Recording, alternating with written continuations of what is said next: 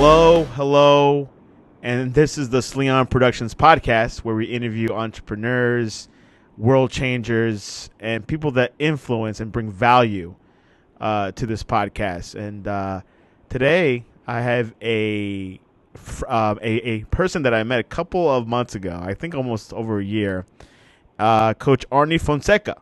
He is a strategic coach, a interventionist, speaker, and consultant. He's the visionary behind Hands of Hope Coaching, a company that is making change a possibility for anyone that is committed to creative, positive, happier, healthier, and more fulfilling experiences in their life through love and work. Coach Arnie specializes in empowering everyone through adventure to experience an epic and fulfilling experience in life. And Coach Arnie Fonseca is on the line. Welcome to the Sleon Productions podcast. Santiago, how are you doing, my brother? Arnie, doing really well. I think the first time we met, obviously, was through someone else, but I think it was in 2019, but possibly in 2018. No, I think it might have been before that. I think it was 2018. Wow, there you go. Yeah, it's been a while, off and on here and there, and you were doing some interesting things down in the Florida area, the Miami Beach, South Beach, home of the Super Bowl. Exactly, and right? Of course, you also live in a warm area in Phoenix, Arizona. Not today, though. Not today. It's cold. It's cold. Yeah, we have had some cold days, but it usually warms up pretty quick. I don't think Phoenix warms up that quick. I think they kind of stick in the cold for a bit. A little bit, and then we'll be a lot hotter than you are. Well, Coach Arnie, tell us a little bit about yourself. Honestly, guys, and I know that there's a lot of entrepreneurs, business owners listening in. I'm a teacher and a coach. I've been telling people just recently, last night actually, that I coached my first football team in high school 40 years ago. And a lot of those young men are not young anymore. They're in their 50s, and they're good friends of mine to this day. And but I've always had a knack for understanding young people and communicating effectively with them, which has allowed me to obviously connect and have that ability to have some impact on their lives. And I don't know why. I mean, we didn't have all this stuff to study back then, but you know what you know. And I've always had that ability. I actually had a head coach that I worked for back then. We were in the heat of the battle. It was actually 40 years ago this year. It'll be during the football season coming up. But and he came up to me, and we were playing for the division championship. And he goes, I don't know what you say to those guys, but say it right now. And he used some flowery language, which I'm not sure if you're allowed to use on your show. Can't have mine, but and so I pulled my guys together and used some very lovely language with them, and they did really well. And so, but it's strategic use of the whip, I guess you would say. So it's communication, and some of the things that Santiago and I have talked about is how today we don't effectively communicate. And I think as a coach, as an interventionist, strategic thinker, I guess, that I think that effective communication can be a game changer, not only for your business, but for your life, your relationships, because most people that I know that struggle in their relationships because they don't talk. And I know it doesn't feel good. I mean, believe me, I'm not perfect, and I have my own issues and my own relationships, and it always comes down to communication. Always. What? So, yeah, that's who I am. I'm a teacher and a coach, man. So go ahead. What influences got you to be the coach? Was it your dad? Was it your family? Okay, I'm going to give it to you straight here. Vulnerability is power. Again, this is all recent information. Actually, I had a conversation with my wife yesterday, and it wasn't my dad. My dad, which is one of the reasons that I got into coaching men as well. My dad and I had a horrible relationship, absolutely rock bottom horrible. More on the psychological standpoint, and because of that, I leaned into my teachers and coaches, and thank God I had great teachers and coaches, and because they were able to feed me my love language before we even knew what that was. They were always encouraging me and complimenting me. Now, granted, I had to do stuff. I had to perform, and I felt I performed at a pretty high level, but because of that, I got feedback. And because of that, that's all I ever wanted to do was teach and coach. Actually, coaching, but I knew that teaching was the only way to get there. And so it certainly wasn't my dad. I think my dad might have even been jealous to a point. I didn't really know enough and care enough at that point in my life. I just knew that I couldn't get along with him. But as I told my wife yesterday, I've worked it out with him. I worked it out with him years ago, guys, because I know there's a lot of people that are listening right now to this that don't have great relationships with their dad. Heck, I know that 50% of young guys today didn't even grow up with a dad. I know that because this is the stuff I teach. But I do know this. Whoever your dad was, they did the best they knew how. My dad did not know how to be a dad. He was the youngest of many kids. His dad was a great guy who traveled all over the valley selling and meeting people, had a great personality. I think I got a lot from him in what I do, but he wasn't there. He wasn't home to be a dad. And so regardless of what's going on in you guys' lives, forgiveness is a big part of my life. I had to learn it. But don't let that burden of your dad and yours relationship pull you down. Learn from it, be better from it, and you'd be surprised who you can help through that, whether it's in your company or in your own life. Because there's a lot of guys on your team probably that are struggling too, because they didn't have dads either. So, but to answer your question in a story way, it was my teachers and coaches that influenced me being a coach, period. What type of coaching that you practice with your clients? I call it emotional coaching, because a lot of guys will sign you up and then they'll meet with you for a half hour, 45 minutes, maybe an hour, once a week, once every other week, depending on what you guys have set up. I call mine emotional coaching, Santiago, because I know that emotions are like the tide, the waves in the ocean. They come in, they go out. They come in, they go out. And so a lot of my guys, depending on how I structure it, is when they are having a really hard day, I don't want them to wait a week. If they have a really bad experience, I don't want them to wait a week to talk about it. Now, I don't want to be a hammock for them. So, we have some rules. But at the same time, if it's something I can diffuse in 30 seconds or a minute on a quick phone call or text, I want them to get a hold of me. So I call it emotional coaching. And I've just developed that over time, because I know how it was when I was paying for coaching, and I still have coaches. And some were good at that, some weren't. Some I used for that, some that's not what they did. That's what I do. But I'm more of the soft skills guy. I'm not the hardcore, I'm going to teach you how to do something with a lot of structure. Because the stuff I do is about life. It's about relationships. It's the stuff that gets, you got to roll your sleeves up and get dirty, and you got to, mess up your shirt, get your hair messy to answer these kind of questions, because emotions are messy, dude. That's just the way it is. Emotions, baggage, it get really, really deep. It's funny because when it'll destroy your company.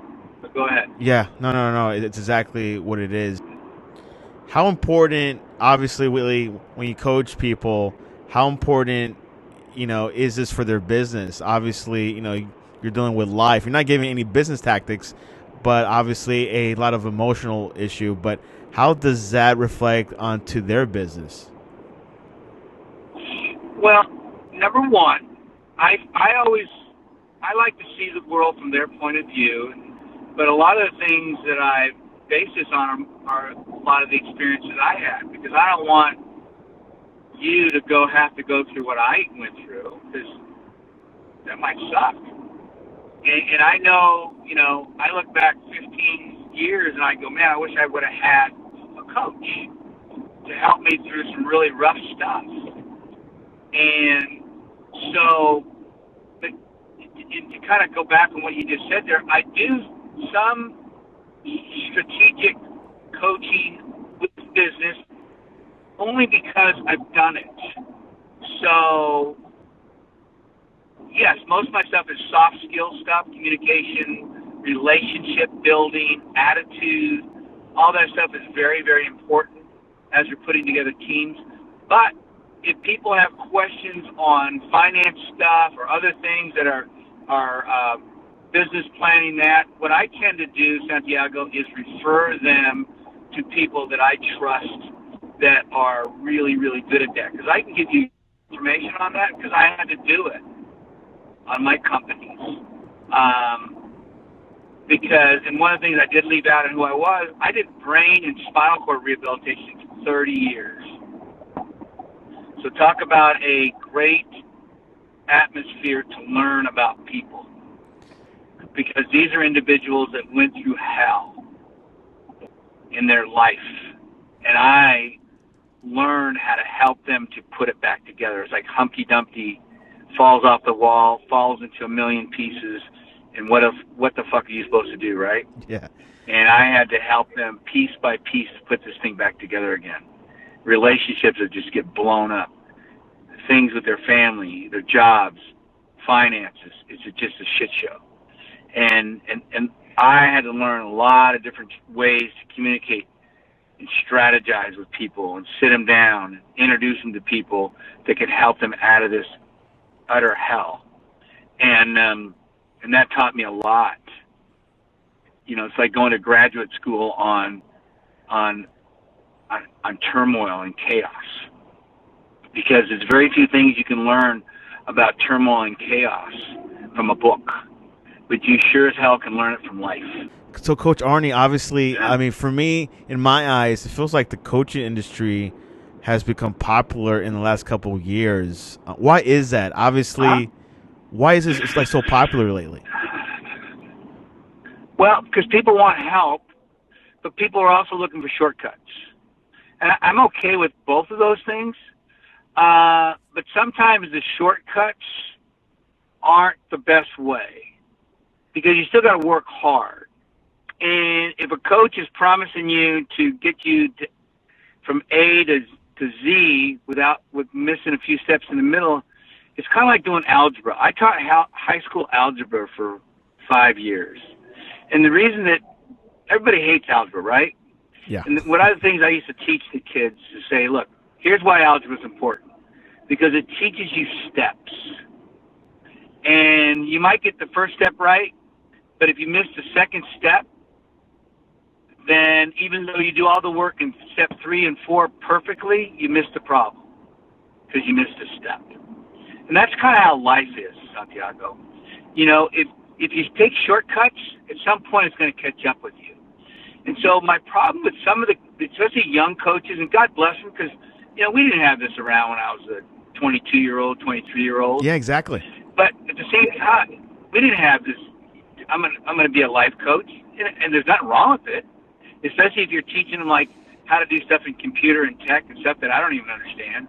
But when you get into life, man, that's a stretch. So at the same time, I think it's important, because this friend of mine, his name is Jay Elliott. And this guy, we have him on a team, because I'm actually working on an app. I think I might have told you this. And Jay Elliott is on our board. And Jay Elliott was the mentor to Steve Jobs. He used to work at IBM. And Jobs met him at a coffee shop back in the early 80s. And they just started talking. He was probably, I want to say 20, maybe 15, 20 years older. And Jobs tried to convince him to come over to Apple. And he goes, I'm with IBM, doing well. Until Jobs basically convinced him, because that's who Jobs was, hey, you need to come over here and you need my guy, my mentor, my coach, even though coaching hadn't really been termed yet, because Robbins is the one that gave that term out to it. But so he came over, and he was with Jobs at Apple until Jobs got let go by the board. But he was, basically he was the guy that Jobs went to for advice. And so, coaching, if it's strategic and it's done for the right reasons with somebody that has the right experience, can allow you to skip over steps, but you got to know where you're going to get there. You just can't miss things, because you're going to make big mistakes. And I think sometimes an inexperienced coach can create a bigger mistake because they haven't seen it. They haven't seen it. Look, I'm a big fan, Santiago, of the old Mike Tyson advice. You need to get punched in the face. I agree. Because then you're going to find out who you are. And if somebody protects you from getting punched in the face too much, I think that could be a problem. I did a talk one time many years ago, probably 10 years ago. I said, don't wait till you're 50 to get kicked in the teeth. It hurts a lot more. The best time to learn how to get punched in the face, as Gary Vee would say, is now. If you're in your 20s, get hammered around a little bit. Get punched around. Figure out what you don't like, what you like, what works, what doesn't work. If working with a coach helps you, getting burned by a coach helps you, great. But I wouldn't personally rely on a young coach to get you there, unless it's a specific place, like with maybe in software or in something technical that they really are good at. Although, look in the NFL, 2 years ago, even this year. 2 years ago, a young coach got his team to the Super Bowl, but he got beat by a very experienced coach that basically outcoached him. This year, you had another young coach who got him to the Super Bowl, but he got outcoached by a very experienced coach that exposed him. So, it is what it is. I'm not making it up, because those are real life experiences. So, depending on how you want to spend your dollars, I would be careful on spending it on somebody super inexperienced, and you could be 40 or 50 and be inexperienced, without having a very specific thing that you want, like a relationship, a business, a book, a software situation. Because unless someone's been there, done that, it's going to be tougher. I promise you. Or they're going to give you an opportunity to go through it with them, and maybe they'll give you a break on price. I don't know. Arnie, but I've talked to some experienced young coaches, and you'd be surprised what they know. It's pretty amazing. Arnie, one thing you mentioned earlier is Gary Vee, and of course, you become a social media phenom. Like, you're in every platform, even on TikTok. Right. How has social media impacted you and your business? I'll be honest with you. Social media has allowed me an opportunity to help more businesses from a business standpoint than anything else. Because of listening to guys like Gary Vee, it has allowed me to have that superpower with businesses that will listen. Because if you're not listening to social media, you're going to make a big mistake. I was talking to a company owner today. They own a pool company, and it's an aging company. They've been in business for, over 30 years. And their staff is aging up. So she's experiencing all kind of personnel problems because they have an aging staff that is not growing. I mean, when I say growing in learning, in being a better person, in communication skills, and all the things they need to learn how to do, and she's got a boatload of problems. And even though they're trying to sell the company, they may not be able to. And they got this aging staff that's not getting better. So, and I told her today, I said, you can't dump your whole staff at once, because every time they hire a younger, better person, it's like an eye-opener. It's like, ugh, we need more people like this. Yeah, because you bring people in that are hungry, they're going to be better. So, it has allowed me to discover these new strategies to help companies avoid these problems. So that's, I think, to me, the value of social media. It's not about sharing your nonsense with people. It's about learning from other people on how you can be better and sharing it with other people and companies so that they can be better, and convincing them, hey, look, you need to be over here and over here and over here, sharing what you're doing. I did the same thing yesterday with a guy who's in the drone business. And I was just telling him, I go, how many times are you posting? Well, once here. I go, look, dude, you got hundreds of videos. And he took this, I could tell he was emotional about it. I said, no one knows who the hell you are. And I use other language, but no one knows who you are. I go, you need to be posting 3 to 5 times on LinkedIn a day. You need to be posting videos every day about what you're doing. And he's like, really? I go, yeah, really. And you're not. But he's complaining that he's not getting any business. Nobody knows who he is. I don't care how great his videos are. It doesn't matter. Nobody knows who he is. It's a different time and different place. So that's the value of it for me. I get excited about it. I get excited about social media because of Gary Vee and that mindset of where's it going next. Because I'm not locked into anything. But as soon as we're done with this, Santiago, I'm recording my podcast. But I'm doing something different. I'm doing a 10-minute podcast, and it could be longer, but there's no rules. I'm just having fun, and I'm just putting out information. And I'm calling it the second half because I'm 60. So I plan on living another 60 years. So I'm just putting stuff out that are lessons that I've learned to help other people avoid certain things and learn certain things, and don't get locked into anything. Because it's all changing, man, and it's changing fast. Ready for some random questions? Ready. What is your favorite sneaker?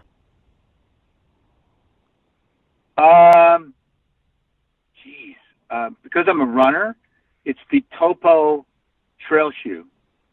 Never heard of it. I will Google it.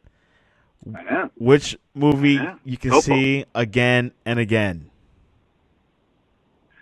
Oh man, it's got to be Rocky. Rocky 2. The greatest relationship movie of all time.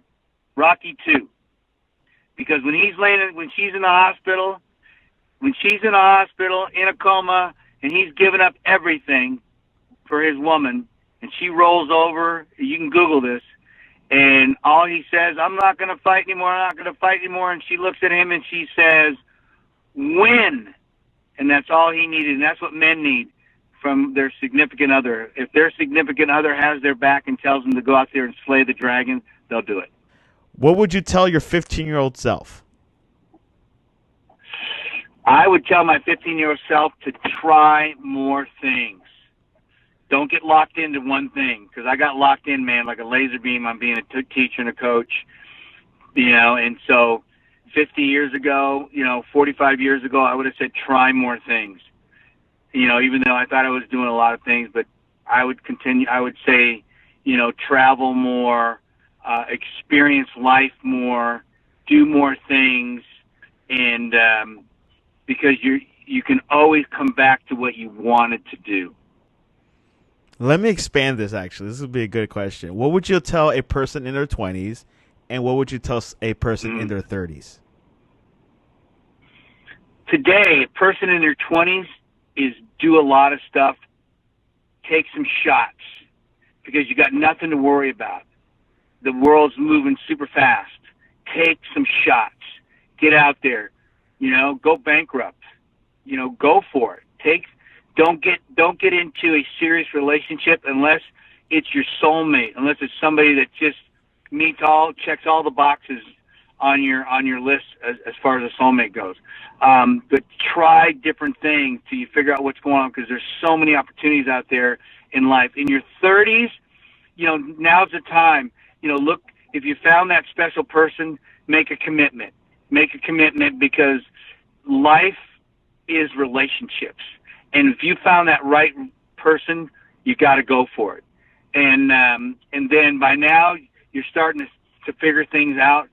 Take some big swings and make that commitment to that business idea or that job or whatever it might be. I don't think you need school. You need people. Find people that can help you get what you want. Quit listening to other people telling you what you can't do. Listen to your heart and your gut and commit. Take a stand in life. If you're in your 30s, take a stand with your relationships. Take a stand with your finances, your job. Take a stand with your health. What do you want to do? Find something that you like as far as exercise and nutrition. That stuff should all be worked out from your 20s, trying different foods, trying different exercises, trying different people that you can, environments that you might want to, figure out. By your 30s, you should have this stuff starting to dial this stuff in. Dial this stuff in and start anchoring, man. Start anchoring down and then go for it. Lean into it and go hard. Wow, this is pretty awesome. Now, I got another question. Now, back in your time, was like being in your 20s and your 30s different, versus right now? It feels like kids kind of bloom a little bit later. God. Oh my God! Where do we start? Totally different, man. Totally different. Because back then, that you're supposed to have it all dialed in by the time you're out of college or before. Yeah. And a lot of my friends did. A lot of my friends went to trade school, became welders or firemen, or they went to school, became a doctor or a lawyer. My mom hated the fact when I started a business because she never, to the day she died, she didn't get it. She goes, because remember now, I was raised by Depression-era kids. They grew up in the Depression, so a job was a big deal. This whole entrepreneur thing, you heard Gary talk about it, this wasn't even a term, man. True. Nobody knew what started a business. That was very foreign. Especially a business like I was doing. It was foreign. It was like, a business was like, I'm going to be a lawyer. I'm going to be a doctor. I'm going to, have a store. I'm going to sell widgets. All this other stuff was like very foreign. What is the best way to reach you in general? First of all, you can call me or text me, period, on my phone number, 602-390-9144. You're not going to bother me. You're going to bother me if you don't call me if you have a question. Number two, you can look me up on Twitter or on TikTok, Real Coach Arnie, on Facebook or LinkedIn at Arnie Fonseca Jr. You can also go to my Facebook page, Coach Arnie on Facebook, on Instagram, Coach Arnie F. You can just Google me. Just put in Arnie Fonseca Jr. Just put in Arnie Fonseca in Google, and 8-10 pages of crap will come up. Look me up. I'd love to talk to you. I'd love to have a cup of coffee with you, whether in person or virtual. Let's talk about it. There you have it. Coach Arnie, I appreciate you coming on to the Sleon Productions podcast. I appreciate you asking me, man, and I love you, brother, and just keep it up, okay?